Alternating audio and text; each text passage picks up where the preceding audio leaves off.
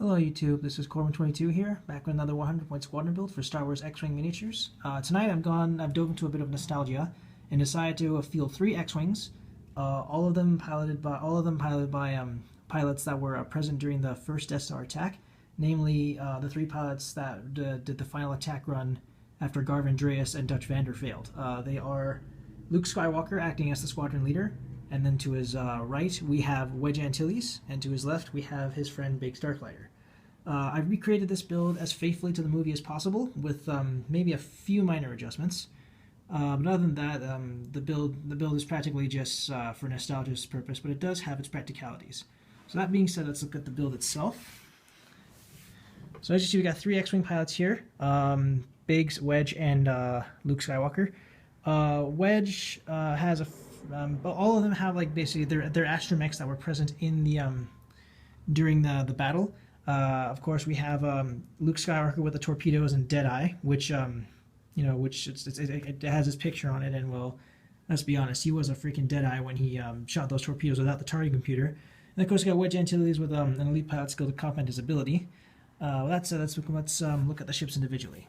So first off, we have Commander Luke Skywalker himself. He has a pilot skill of 8. He flies the Incom T-65 X-Wing. He has an attack value of 3, an agility value of 2, a hull value of 3, and a shield value of 2. He can take on the focus and lock-on actions. He costs 28 squadron points to field. And he's able to take on an elite pilot skill upgrade, a missile upgrade, and an astromech upgrade. His ability states, when defending, you may change one of your focus results to a evade result. So with Luke, he kind of economizes on evade of actions. Because if you're defending and if you have just at least one evade action or one evade result, you can immediately change that to an evade result, and every other focus result you get must be changed with a will have to be changed with a focus token. But with Luke, you can kind of go easy on the focuses and focus more on target locks.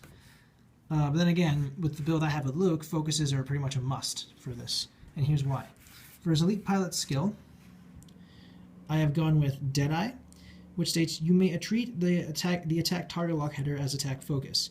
When an attack instructs you to spend a target lock, you may instead spend a focus token instead. So Deadeye is really good if you want to trick your opponent. Say you want to take a focus, you want to attack with say torpedoes, but you want to take a focus action. You want to take a focus action instead.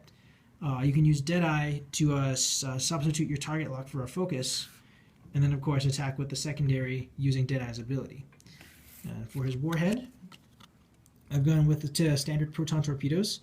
They have an attack value 4, can be used at range 2 to 3, and they state spend your target lock and discard this card to perform this attack. You may change one of your focus results to a critical result. So torpedoes are good. Again, they kind of help you economize on the focus because they immediately change one of your focus results to a critical, which would be good against unshielded enemies because regular hits are always canceled before criticals. And even if they manage to cancel maybe 2 or 3 of the regulars, if they have nothing to cancel the critical, then that's critical damage on them. And then for his Astro Droid, I've gone with a classic R2-D2, which states after executing a green maneuver, you may recover 1 shield up to your shield value. So R2 is good.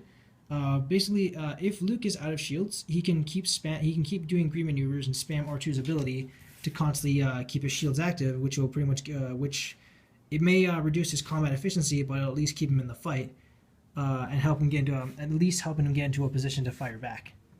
Now for his left wingman, we have Commander Wedge Antilles of Rogue Squadron. He has a pilot skill of 9. He also flies the Incom T-65 X-Wing. He has an attack value of 3, an agility value of 2, a hull value of 3, and a shield value of 2. He can take on the focus and lock-on actions. He costs 29 squadron points. He's able to take on an elite pilot skill, a Warhead, and an Astro Droid, just like Luke. His ability states, when attacking, reduce the defender's agility value by 1 to a minimum of 0. So Wedge, by far, is my absolute favorite pilot to field whenever I want to field a squadron of X-Wings, or at least have an X-Wing in the field, because his ability turns him into a bomber killer, like I've stated many times before. It's especially useful for attacking at any range with the if you're attacking a ship like the VT-49, which has an agility value of 0. Regardless of what range Wedge attacks with, the agility value will always remain 0. because Wedge's ability will cancel the agility value bonus that the Decimator will get. And of course, for his elite pilot skill, I've gone with Outmaneuver, which makes him an even more efficient bomber killer.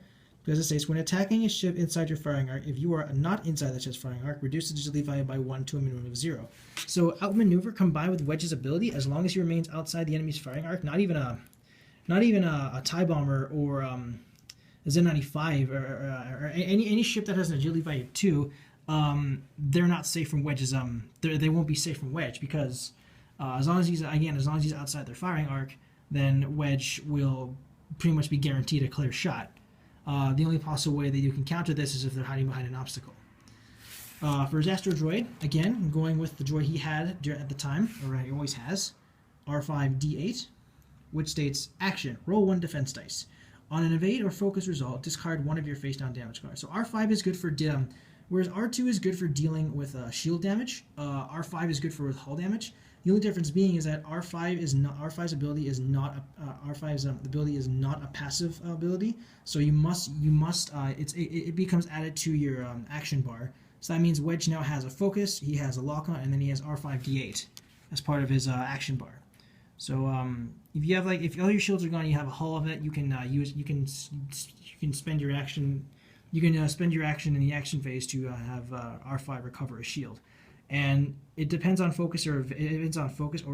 So your chances of getting rid of a hull damage are actually pretty decent, like more than half. Finally, we move on to the last ship, the right wing man, and that is Biggs Darklighter. Biggs has a pilot skill of 5. He flies the Incom T-65 X-wing. He also has a attack value 3, agility value 2, hull value 3, shield value 2. He can also take on the focus and lock on actions. Costs 25 squadron points. And he's able to take on a Proton torpedo upgrade and an astromech upgrade. His ability states, other friendly ships at range 1 cannot be targeted by attacks if the attacker could target you instead. So Biggs is a must if you want to ensure survivability of the other 2 ships, because as long as he stays within range 1 of Luke and Wedge, the enemy must target Biggs because his ability says so. And to help ensure that he has a better chance of evading enemy shots, I've gone with the droid that he had during the Battle of Yavin, which is R2F2. Again, it's a droid that his ability is not a passive action, so you must use it during the action phase. But it states to increase your agility value by 1 until the end of this game's round. So that means by using R2F2 in the action phase, Biggs' agility value goes up to 3 for this round. So that means he'll have the same agility value as an A-wing, or any of the TIE fighters or TIE interceptors. So yeah, this is my this is called the I call this one the Death Star Final Attack Group, because that's really what it was. It was these 3 pilots flying down the Death Star trench side by side. Wedge being forced to evade after sustaining some major damage from, I believe it was Backstabber, and Biggs Darklighter ultimately getting destroyed by Mauler Mithel, leaving Luke Skywalker to fly the trench by himself. Advantages: Biggs offers protection for the group, and R2F2 increases agility value, which will make it even easier for him to evade those shots. Luke automatically gets 1 evade if he has 1 focus. Deadeye will substitute his target lock for focus. R2 will keep repairing his shield so long as he keeps making green maneuvers. And Proton torpedoes are good for dishing out criticals at a distance, provided he gets 1 focus result. And then, of course, with Wedge, he's practically the bomber killer because his ability reduces enemies' agility value. And then without maneuver, as long as he stays outside of their enemy's agility, as long as he stays outside of the enemy's firing arc, then their agility value goes down by 2. And then, of course, you have R5 to repair hull damage if he does lose his shields. The disadvantages of the group is that the X-wings are glass cannons. They have really good attacks. I mean, they have like attack value 3 straight through, and if they're attacking at range 1, that becomes 4. However, their agility value they suffer a bit, and they only have 5 hit points collectively, combining with the hull and shield value. So yeah, they have good attack, but their defenses they just can't take that many hits, unfortunately. But yeah, this is my Death Star Final Attack Group build.